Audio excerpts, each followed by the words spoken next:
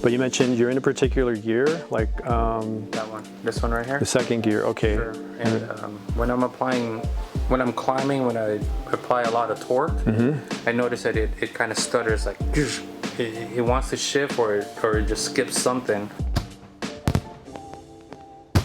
So terminology, like if you walk in a bike shop, be like, hey, my chain's doing this. It's either it's stuttering or it's slipping. It's not engaging.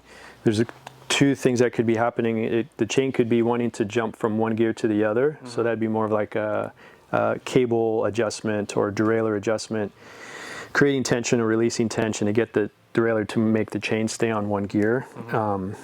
Also, the other thing could be that maybe some of the teeth are messed up. This is a hard thing to figure out, because if we look at all the teeth, they all look kind of, right now they're scuffed and scratched and things like, all that's totally normal. And then we see different shapes, like some are pointy, some are little, have a flat top. Then we have grooves right in here. There's a groove there. Yeah. And that's happening every so often. There's more grooves. So those grooves are meant to catch the chain. When the chain gets pushed sideways, it'll catch it and then lift the chain up and throw it on top. Got it. What you may be experiencing is your chain may be staying on gear 2. Once that chain's up here, it stays in this valley, it starts pushing, and all of a sudden, under pressure, the chain lifts up, skips a couple teeth, and then falls back down. Yeah. So when you're going to experience that, as you're going to be pedaling, all of a sudden the pedal's going to go. Yes. You're going to have a miss, and your foot feels like it's going to fall off, or you smack something, you hit the bar, you hit the handlebar. So that's exactly what's happening. Exactly. Okay. But we could take a closer look. We could just rotate this, make sure there's no missing teeth or bent. I mean, we certainly got some sharp ones on here, or a crooked or really bent tooth, but everything looks pretty good, pretty decent. But you mentioned you replaced the chain a few times. How long has this chain been on, roughly? About a year. Okay. Yeah. Did you notice, like, was that problem coming up like right after a chain replacement?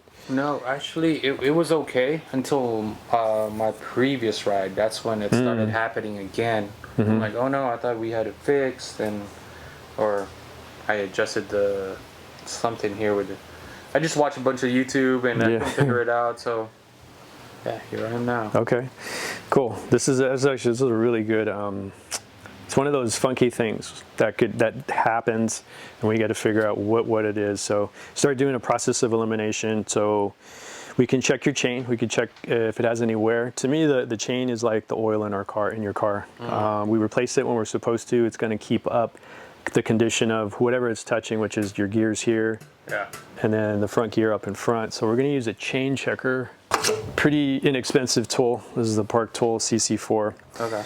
So we're going to check this here. So you hear the word chain stretch sometimes. It's like, oh, is metal stretching? I'm like, I don't think so. But within every link, there's a roller, a metal roller, and it's free floating. It spins, lands in the valley of your gear, and it pushes forward. So that roller will start to wear over time. It's a certain diameter. And once it makes metal and metal contact, that roller starts to shrink in diameter. So every single roller here shrinks, which gives the illusion that the chain just grew. So it's no longer sitting in your valleys very good.